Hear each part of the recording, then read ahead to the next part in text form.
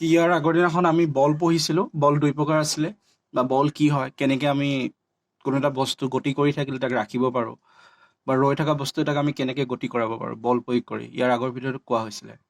তো তাৰপিছত আমাৰ যদি চেপ্টাৰটোৱে চোৱা, চেপ্টাৰটোৰ নামতে তোমালোকৰ আছে কি গতি বিষয়ক সূত্ৰ আছে, বল আৰু গতি বিষয়ক সূত্ৰসমূহ। তো এই প্ৰথম যিটো শব্দ বল, এইখিনি তোমালোকৰ অলৰেডি শেষ হৈছে। এই নামটোৰ এই শব্দটোৰ কাৰণে যিখিনি পঢ়িব লাগিছিল আমি অলৰেডি পঢ়িলোঁ, ইমান নাই বেছিকৈ বল। তো খালি কি হয়, আমি টানি বা ঠেলি যদি কোনো এটা বস্তুৰ পজিশ্যনটো সলাব পাৰোঁ, সেইটোৱে হৈছে আমাৰ বাবে বল। তাত দুই প্ৰকাৰৰ বল থাকে, এটাটো হ'ল সন্তুলিত বল আৰু অসন্তুলিত বল। তো বলখিনি আমাৰ তাতে শেষ। এতিয়া আমি বল প্ৰয়োগ কৰি কি কৰিব পাৰোঁ, কোনো এটা বস্তু গতি কৰাব পাৰোঁ বা কোনো এটা বস্তু ৰাখিব পাৰোঁ। তো তাৰ লগত জড়িত হয় তিনিটা সূত্ৰ আছে। এটা হ'ল গতি বিষয়কৰ প্ৰথম সূত্ৰ, আৰু এটা হ'ল গতি বিষয়কৰ দ্বিতীয় সূত্ৰ, আৰু এটা হ'ল গতি বিষয়কৰ তৃতীয় সূত্ৰ। আৰু এইকেইটাকে নিউটনৰ সূত্ৰ বুলিও কোৱা হয়, অলপ পিছত পাবা। তো এতিয়া আমি এই গতি বিষয়ক প্ৰথম সূত্ৰটো পঢ়িম। এইখিনি একচুৱেলি আমাৰ নপঢ়িলেও হৈ যায়, আমাৰ ইমান দৰকাৰ নাই, পৰীক্ষাটো অহা মই দেখা নাই। মেইন বস্তুটো অকণমানেই হয়, কিন্তু কিতাপত যেতিয়া দিছে মই পঢ়ি দিছোঁ, অলপ বুজাই দিছোঁ। তো ইয়াত কি কৈছে, হেলনীয়া সমতল বস্তুৰ গতি নিৰীক্ষণৰ দ্বাৰা গেলিলিঅই বুজিছিল যে বলৰ অবৰ্তমানত গতিশীল বস্তুৰ দুটি স্থিৰে থাকে। তাৰমানে কি কৈছে, এজন চাইণ্টিষ্ট আছে গেলিলিঅ বুলি কয়।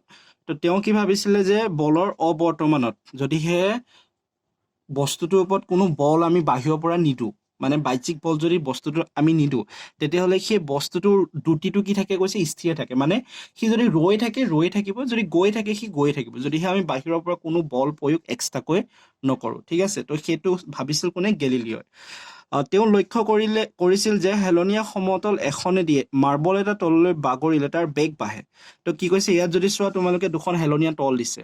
তো ইয়াত যদি এটা মাৰ্বল থৈ দিয়ে, ইয়াৰ পৰা যেতিয়া এৰি দিবা, এই বস্তুটো প্ৰথমে এৰি দিওঁতে যিটো বেগ থাকে, তল আহি পাওঁতে পাওঁতে ইয়াৰ বেগটো অলপ বাঢ়ি যায়। এইটো নৰ্মেল কথা, তোমালোকেও জানা সেইটো।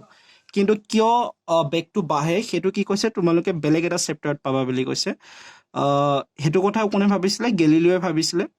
গতিকে তেওঁ যিটো কথা কৈছিলে সেইটো কি বুলি কয়, এতিয়া আমাক পঢ়াব দিয়া নাই, পাছৰ চেপ্টাৰত দিব কৈছে। কি হৈছে, মাধ্যাকৰ্ষণ বল ক্ৰিয়াত হেলনীয়া সমতল দি মাৰ্বলটো বাগৰি আহে। সমতলৰ পাদদেশত ক'ত ৰৈছিলোঁ মই। তেওঁ লক্ষ্য কৰিছিল যে হেলনীয়া সমতল এখনেদি মাৰ্বল এটা তললৈ বাগৰিলে তাৰ বেগ বাঢ়ে। ইয়াৰ পিছৰ অধ্যায়ত তোমালোকে শিকিবা যে অসন্তুলিত মাধ্যাকৰ্ষণিক বলৰ ক্ৰিয়াত হেলনীয়া সমতলেদি মাৰ্বলটো বাগৰি আহি সমতলৰ পাদদেশত এক সুনিৰ্দিষ্ট বেগ আহৰণ কৰে। মানে কি হৈছে, আমাকতো কৈছে আমি পিছত শিকিম বুলি, পিছৰ চেপ্টাৰত। তথাপি ইয়াত অলপ কৈছে যে বস্তুটো কিয় কি বুলি কয়, বেগটো বাঢ়ে। কিয় বেগটো বাঢ়ে, তোমালোকে চবেই জানো মাধ্যাকৰ্ষণিক বল থাকে আমাৰ পৃথিৱীৰ। তো বস্তুটো যেতিয়া তলৰ পৰা ওপৰৰ পৰা তললৈ আহে লাহে লাহে, তো তল পাওঁতে পাওঁতে সি এটা মানে নিৰ্দিষ্ট এটা বেগ আহৰণ কৰি লয়। সেইটো কিহৰ বাবে লয়, অসন্তুলিত মাধ্যাকৰ্ষণিক বলৰ বাবে লয় বুলি কৈছে। এইটো গেলিলিঅ মতে কৈছে। ঠিক আছে, তো এই গোটেইখিনি কথা গেলিলিঅ চিন্তা কৰা কথা। তো চিত্ৰ 9.5 দেখুওৱাৰ অনুসৰি মাৰ্বলটো ওপৰলৈ উঠিলে তাৰ বেগ কমে। তো ইয়াত 9.5 এইটো হ'ল তোমালোকৰ 9.5 চিত্ৰ, আৰু এইটো হ'ল তোমালোকৰ 9.5 চিত্ৰ। ইয়াত এতিয়া কি কৰিছে গেলিলিঅই, ওপৰৰ পৰা এটা মাৰ্বল এৰি দিছে। মাৰ্বলটো যেতিয়া প্ৰথমে এৰি দিছে, সি লাহে লাহে এইখিনিৰ পৰা বেগটো বাঢ়িব, তাৰপৰা এইখিনিৰ পৰা নামি কি সি আকৌ এইফালে উঠি যাব। এইফালে যেতিয়া উঠি যাব, তো বেগটো কি হ'ব, তাৰ লাহে লাহে আকৌ কমিবলৈ ধৰিব। কাৰণ ওপৰলৈ উঠিছে ন, ওপৰলৈ যিকোনো এটা বস্তু উঠিলে তাৰ বেগটো কি হয়, লাহে লাহে কমি যায়। এতিয়া সেইখিনি কথাকে মানে গেলিলিঅই এইটো পৰীক্ষা কৰি পেলাই দেখুৱাইছে বা চাইছে। তো 9.5 চিত্ৰত মাৰ্বল এটা দুইফালে হেলনীয়া আদৰ্শ ঘৰ্ষণবিহীন সমতল এখনত স্থিৰ অৱস্থাত দেখুওৱা হৈছে। আৰু এতিয়া চোৱা, এইটো আছিল তোমালোকৰ ধৰি লোৱা চিত্ৰ আঁকি পেলাই দিছিলে। তো ইয়াত যদি চোৱা, জাষ্ট চিন দি পেলাই বুজাইছে, মানে এই হেলনীয়া যে তলখন, এই তলখন মানে এই লাইনডালে বুজাইছে। আৰু ইফালে যদি চোৱা, এইফালৰ পৰা মাৰ্বলটো এৰি দিছে, তো এনেকে নামি আহি আহি এনেকে উঠি গৈছে। দেখিছা? তো এইকেইটা কথা মই কৈ আছো। প্ৰথমে এইটো ভাবি লোৱা, এইখন এখন হেলনীয়া তল, এইখন এখন হেলনীয়া তল। তো ইয়াৰ পৰা বলটো এৰি দিছে, আকৌ এই তল পাওঁতে পাওঁতে বেগটো বাঢ়িব, আৰু সেই একে বেগেৰে ওপৰলৈ উঠি যাব। ওপৰলৈ উঠি যাওঁতে তাৰ বেগটো লাহে লাহে কি হ'ব, কমি যাব। তাৰপিছত কোনখিনিত এৰি থৈ যাব পাহৰি যাওঁ। আৰু কি কৈছে তলকেইখন কি হয় ঘৰ্ষণবিহীন হয়। ঘৰ্ষণবিহীন হয় মানে কি বিপৰীত ফালৰ পৰা কোনো বল প্ৰয়োগ নকৰে। যদিহে বলটো ওপৰৰ পৰা তললৈ নামি আহে তেতিয়াহ'লে বিপৰীত দিশত কোনো বল এক্সট্ৰাকৈ প্ৰয়োগ কৰা নহয় বা বাহ্যিক বল কোনো প্ৰয়োগ কৰা নহয়। তো তাৰপিছত কি কৈছে সেইটো চোৱা, গেলিলিঅ'ই যুক্তি দৰ্শাইছিল যে যদি মাৰ্বলটো বাওঁফালৰ পৰা এৰি দিয়া হয় তেন্তে ই তললৈ বাগৰি আহিব আৰু তাক যি উচ্চতাৰ পৰা এৰি দিয়া হৈছিল সেই উচ্চতালৈ বিপৰীত দিশত উঠিব। তো এইটো কথা আণ্ডাৰলাইন কৰি থৈ দিবা কাৰণ আখৰখিনি কেতিয়াবা ধৰিবই পৰা নাযায়। তো গেলিলিঅ'ই কি কৈছিলে, ইয়াত মই বাৰে বাৰে কৈ আছোঁ গেলিলিঅ'ই কৈছে, ঠিক আছে। তো এইটো কথা মানে প্ৰমাণ যদি পাছত আছে, গেলিলিঅ'টোৱে এটা কি কয় এক্সপেৰিমেণ্ট মানে পৰীক্ষা কৰি পেলাই দেখুৱাইছে, যেনেকৈ চিত্ৰটো যদি ইয়াত চোৱা। কিন্তু মেথমেটিকেল কেলকুলেশ্যন চায়েন্সত যেতিয়ালৈকে তোমালোকক নিদিব তেতিয়ালৈকে তোমালোকে সেইটো কি কৰিব নোৱাৰা, মানে সঁচা বুলি ভাবিব পৰাটো অকণমান মানে হেৰি হয়। তো সেইকাৰণে ইয়াত তোমালোকে যদি চোৱা প্ৰতিটো শব্দতে লিখিছে গেলিলিঅ'ই কৈছে, মানে গেলিলিঅ'ৰ যুক্তিৰ মতে, বেলেগৰ মতে নহয়, অনলি গেলিলিঅ'ৰ মতে। তো গেলিলিঅ'ৰ যুক্তিয়ে কি কৈছিলে যে যদিহে আমি এই তলখন ইয়াৰ পৰা এটা মাৰ্বল এৰি দিওঁ, এই মাৰ্বলটো যিমান উচ্চতাৰ পৰা এৰি দিম তো সিফালে যিখন তল থাকিব সেই তলখনো সিমান উচ্চতালৈ উঠিব। কিন্তু তাত চৰ্ত কি হ'ব লাগিব, এই যিখন হেলনীয়া তল আছে এই হেলনীয়া তলখনে তলত যিডাল ভূমি থাকিব, মানে ধৰি লোৱা এতিয়া তোমালোকে এই কিতাপখনৰ ওপৰত এনেকুৱাকৈ এখন হেলনীয়া তল বনাইছে, কলমটো হেলনীয়া তল কৰি দিছে হয় নহয়। তো যেতিয়া কৰিবা কলমটো এনেকৈ উঠি আহিব, তো এই তলখনৰ লগততো এটা কোণ কৰিব ন, এইখিনি এটা কোণ কৰিব, এইটো এটা কোণ হ'ব ন। তো এই কোণটো মানে ইয়াত যদি চোৱা তোমালোকে এইখন ধৰি লোৱা ভূমি বুলি ধৰি লোৱা, এইখন হ'ল হেলনীয়া তল। তো এই কোণটো আৰু এই হেলনীয়া তলখনৰ কোণটো সদায় কি হ'ব লাগিব, সমান হ'ব লাগিব ভূমিৰ লগত। তো যদিহে সেই কোণকেইটা সমান হয় তেতিয়াহ'লে বলটো যিমান ওপৰৰ পৰা এৰি দিয়া হয় এইখন তলেদি সিমান ওপৰেদিয়ে ইফালে উঠি যায়। এইটো কোনে কৈছিলে, গেলিলিঅ'ই কৈছিলে। যদি দুইফালৰ হেলনীয়া তল দুখনৰ নতি সমান হয়, নতি মানে কোনটোৰ কথা কৈছে, তেন্তে মাৰ্বলটোৱে তললৈ বাগৰোতে অতিক্ৰম কৰা দূৰত্ব আৰু ওপৰলৈ উঠোতে অতিক্ৰম কৰা দূৰত্ব সমান হ'ব। তো ইয়াত আৰু এটা কথা ক'লে, এতিয়া ধৰি লোৱা বলটো তোমালোকে ইয়াৰ পৰা এৰি দিলা আৰু ইয়াত কোণটো সমান হ'ল, ইয়াতো কোণটো সমান হ'ল, মানে এই দুখন তলৰ কোণটো সমান হয়। তো ইয়াৰ পৰা যেতিয়া বলটো এৰি দিবা তো এইখিনিৰ পৰা এইখিনিলৈ আহোঁতে সি যিমান দূৰত্ব আহে তো ওপৰলৈ উঠি যাওঁতেও সি সিমানেই দূৰত্ব উঠি যাব, আৰু যিখিনি উচ্চতাৰ পৰা এৰিছিলে ইফালেও সি সিমানেই উচ্চতালৈ উঠি যাব। যদি সোঁহাতৰ হেলনীয়া সমতলখনৰ নতি লাহে লাহে কমাই দিয়া হয় তেন্তে মাৰ্বলটোৱে ই নামি অহা উচ্চতাৰ সমান নুঠা পৰ্যন্ত অধিক দূৰত্বলৈ গতি কৰি থাকিব। তো এতিয়া চোৱা তোমালোকৰ এই দুটা কথা আহিব। তো চোৱা প্ৰথমে এইখন তলটো ইয়াতে থাকিব, এইখন কোনো লৰচৰ নহয়, কিন্তু এইখন যে তলখন দেখিছা এই তলখন লাহে লাহে সৰু কৰি আনিছে, মানে যিটো কোণ হ'ব এই কোণটো লাহে লাহে কমাই আনিছে। চোৱা প্ৰথমে এই তলখন ইমানখিনি আছিলে, তাৰপিছত তলখন আহি ইমানখিনি পালেহি, তাৰমানে এই কোণটো কমি যাব ন, তলখন হালি অহাৰ লগতে কোণটো কমি যাব। তেতিয়া গেলিলিঅ'ই কৈছে কি এই বলটো আমি যিমান উচ্চতাৰ পৰা উঠাই দিম তো এইফালৰ পৰা নামি আহি যেতিয়া এইখন তললৈ উঠিব তো সি তেতিয়ালৈকে গতি কৰিয়ে থাকিব যেতিয়ালৈকে এইখিনিৰ পৰা এৰি দিয়া উচ্চতাটো সি এইখন তলত নাপাব। কথাটো বুজিছা? তো এতিয়া তোমালোকে অলপ ভাবি চোৱা, এই তলখন যেতিয়া এনেকুৱাকৈ খাৰা হৈ আছিলে, যেতিয়া আমি ইয়াৰ কোণটো অকণমান কমাই দিম, মানে এইখিনি যিটো কোণ আছিলে তো কমাই আনি পেলাই যদি এইখিনিত দিওঁ তেতিয়াহ'লে এই তলখনৰ উচ্চতাটো কমি নাযাব জানো? ধৰি লোৱা এই কলমটো এনেকৈ আছে, ঠিক আছে। তো এতিয়া ইয়াৰ উচ্চতাটো যিমান হ'ব, এতিয়া এই বহী কিতাপখনৰ লগত কলমটোৰ কোণ যিটো হৈ আছে ধৰি লোৱা 60 ডিগ্ৰী হৈ আছে, ঠিক আছে। তো মই এতিয়া কোণটো কমাই দিলোঁ, মানে এনেকুৱা কৰি দিলোঁ। এতিয়া উচ্চতাটো কমি যোৱা নাই জানো? উচ্চতাটো কমি গৈছে হয় নহয়? তো এতিয়া ধৰিব পাৰিবা চাগে, ধৰি লোৱা কলমটো এনেকৈ খাৰা হৈ আছে হয় নহয়, বা এনেকুৱাকৈ খাৰা হৈ আছে, কলমটো এনেকুৱাকৈ খাৰা হৈ আছে। এতিয়া এই বহীখনৰ লগত যিটো কোণ কৰি আছে সেই কোণটো কৰোঁতে ইয়াৰ উচ্চতা হৈ আছে ইমানখিনি হয় নহয়।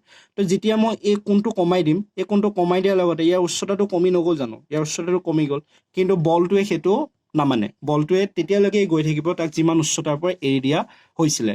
এই কথাটো কোনে কৈছে? গেলিলিঅ'ই কৈছে।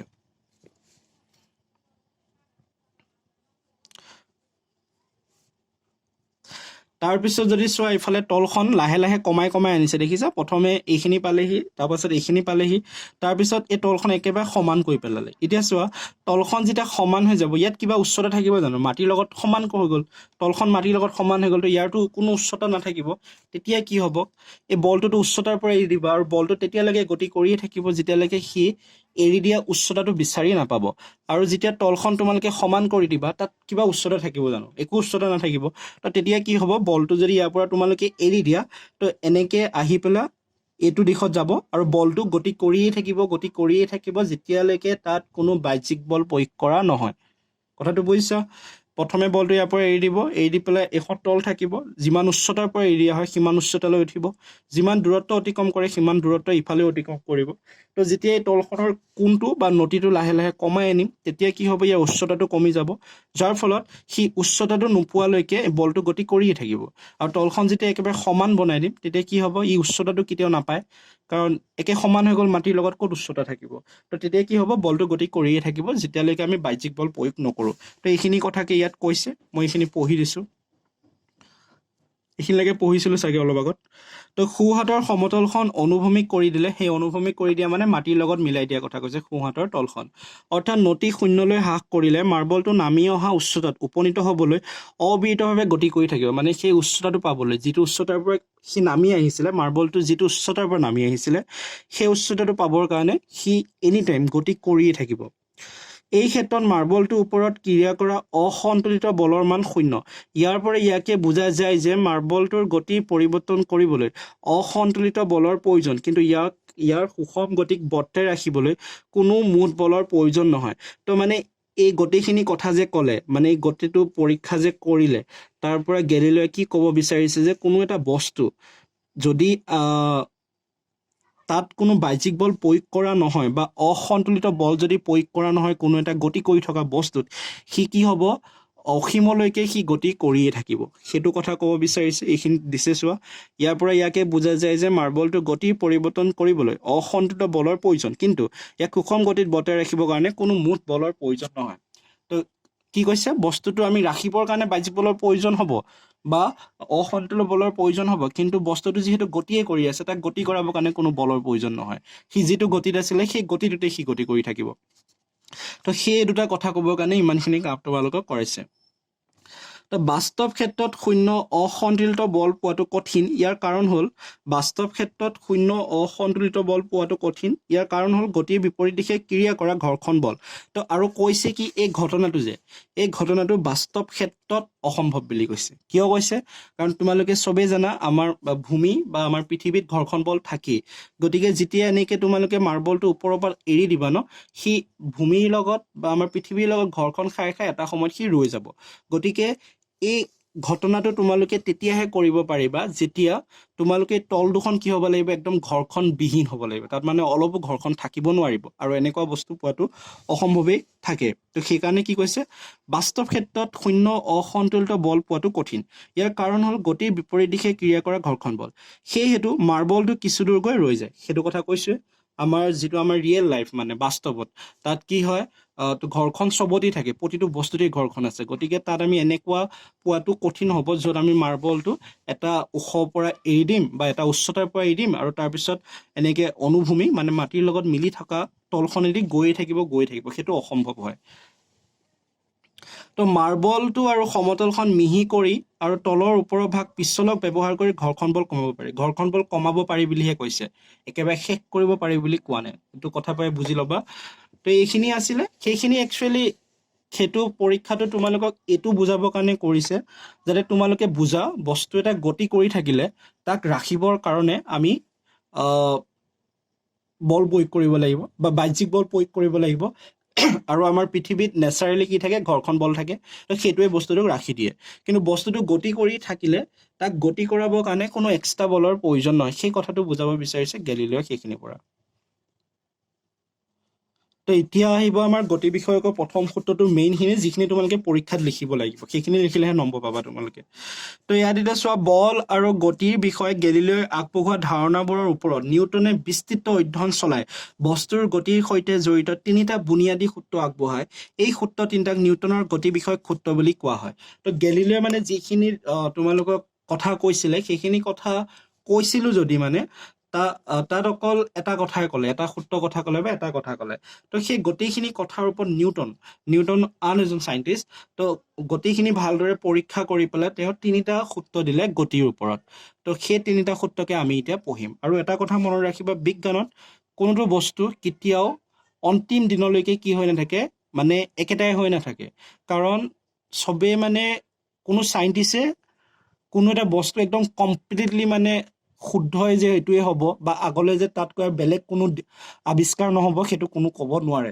গতিকে বিজ্ঞান যেতিয়া তোমালোকে পঢ়িবা চাইণ্টিষ্টৰ নামৰ লগত তোমালোকে বেলেগ বেলেগ কথা পাই গৈ থাকিবা এনেকুৱাকে ক'ব যে 1900 চনত অমুকজন চাইণ্টিষ্টে অমুকটো কৈছিলে 2000 চনত অমুকজন চাইণ্টিষ্টে সেইটোক আৰু অলপ মডিফাই কৰিছে বা 1200 চনত এজন চাইণ্টিষ্টে সেইটো কৈছিলে অমুকটো কথা কৈছিলে 1300 চনত অমুকজন চাইণ্টিষ্টে সেই কথাটোকে অলপ মডিফাই কৰিছে বা সেই কথাটোকে মিছা বুলি প্ৰমাণ কৰিছে বা সেই কথাটোকে সঁচা বুলি প্ৰমাণ কৰিছে তো বিজ্ঞানত তেনেকুৱা তোমালোকে পাই থাকিবা তো এতিয়া গতি বিষয়কৰ প্ৰথম যিটো সূত্ৰ তো ইয়াত এতিয়া এইখিনিৰ পৰা তোমালোকৰ পৰীক্ষাত আহিবলগীয়া লিখিবলগীয়া হ'ব প্ৰযুক্ত বলে অৱস্থাৰ পৰিৱৰ্তন কৰিবলৈ বাধ্য নকৰা পৰ্যন্ত বস্তু এটা স্থিতিশীল অথবা সৰল ৰেখাদি সুষম গতিৰে গতিশীল হৈ থাকিব এইটোৰ কথাটো আমি পাই আহিলোঁ গেলিলিঅ' কথাৰ পৰা আৰু নিউটনে যিহেতু গেলিলিঅ' কথাখিনিকে ভালদৰে পঢ়ি পেলাই তাৰ পৰাই তিনিটা সূত্ৰ দিছে গতিকে তাৰ লগতো মিলি থাকিবই তো ইয়াত কৈছে কি কোনো এটা বস্তু প্ৰযুক্ত বলে অৱস্থাৰ পৰিৱৰ্তন কৰিবলৈ বাধ্য নকৰা পৰ্যন্ত বস্তু এটা স্থিতিশীল অথবা সৰল ৰেখাদি গতি কৰি থাকিব মানে কোনো এটা বস্তু যদি ৰৈ থাকে বা গতি কৰি থাকে তাত যদি আমি বাহ্যিক কোনো বল প্ৰয়োগ নকৰোঁ তাৰ দিশটো সলাবৰ কাৰণে তেতিয়াহ'লে সেই বস্তুটো একেটা গতিতে বা একেটা অৱস্থাতে থাকিব অন্য অৰ্থত সকলো বস্তুৱে নিজৰ নিজৰ গতি অৱস্থা পৰিৱৰ্তনৰ বিৰোধিতা কৰে বলৰ অবৰ্তমানত বস্তুৰ স্থিতিশীল অথবা একে বেগেৰে গতি কৰি থকা প্ৰৱণতাক জড়তা বুলি কোৱা হয় সেইবাবে গতি বিষয়ক প্ৰথম সূত্ৰটোক জড়তা সূত্ৰ বুলিও কোৱা হয় তো এতিয়া কি গম পালা এই প্ৰেগাপটোত কি ক'ব বিচাৰিছে কোনো এটা বস্তুৱে যিটো অৱস্থাত থাকে সেই অৱস্থাটোৰ পৰা পৰিৱৰ্তন হ'বৰ কাৰণে বিৰোধী কৰে মানে বিৰোধিতা কৰে যেনেকৈ তোমালোকে ধৰি লোৱা এখন ঘৰত আছে যিখন ঘৰত আছে তোমালোকক যদি কোনোবাই ঘৰখনৰ পৰা টানি আনিব বিচাৰে তোমালোকে নিশ্চয় কি কৰিবা বিৰোধিতা কৰিবা ঠিক তেনেদৰে কোনো এটা বস্তু যেতিয়া নিজৰ অৱস্থাত থাকে সেই অৱস্থাটোৰ পৰা যেতিয়া কোনোবাই আঁতৰাবলৈ যায় সিহঁতে কি কৰে তাৰ পৰা বিৰোধিতা কৰে আৰু সেই কথাটোকে কৈ পেলাই কি কৈছে যে বলৰ অবৰ্তমানত বস্তুৰ স্থিতিশীল অথবা একে বেগেৰে গতি কৰি থকা প্ৰৱণতাক জড়তা বুলি কোৱা হয় সেইবাবে গতি বিষয়ে প্ৰথম সূত্ৰ তো সেই কথাটোকে যদি আমি আকৌ ভাবিবলৈ যাওঁ ধৰি লোৱা তোমালোকে ঘৰত আছা বিৰাট শক্তিশালী বহুত ধনী মানুহ বা বিৰাট ডাঙৰ মানুহ আহি গ'ল তেতিয়া তোমালোকক ঘৰৰ পৰা উলিয়াই দিব পাৰিবা নাই কিবা বুদ্ধি কৰি হ'লেও ঘৰৰ পৰা তোমালোকক উলিয়াই দিবই খাটাং হয় নহয় তো ঠিক তেনেদৰে ইয়াত যদি চাওঁ আমি যিটো বস্তু সি নিজৰ অৱস্থা সলাবৰ কাৰণে কি কৰিব পাৰে বিৰোধিতা কৰিব পাৰে কিন্তু তাত যদি আমি বহুত বল দিয়ে থাকোঁ সি এটা সময়ত কি হ'ব আঁতৰিবলৈ বাধ্য হ'ব লাগিব তো সেই কথাটোৰ ওপৰতে তোমালোকৰ নিউটনৰ প্ৰথম সূত্ৰটো দিছে যে বলৰ অবৰ্তমানত মানে যেতিয়ালৈকে বল নাথাকে মানে যেতিয়ালৈকে বল প্ৰয়োগ কৰা নহয় তো বলৰ অবৰ্তমানত বস্তুৰ স্থিতিশীল অৱস্থা একে বেগেৰে গতি কৰি থকাৰ প্ৰৱণতাক জড়তা বুলি কোৱা হয় মানে যেতিয়া বস্তুটোৰ ওপৰত আমি বল প্ৰয়োগ নকৰোঁ তেতিয়া বস্তুটো যি অৱস্থাত থাকে বা যদি সি ৰৈ থাকিব বিচাৰে বা যদি গতি কৰিয়ে থাকিব বিচাৰে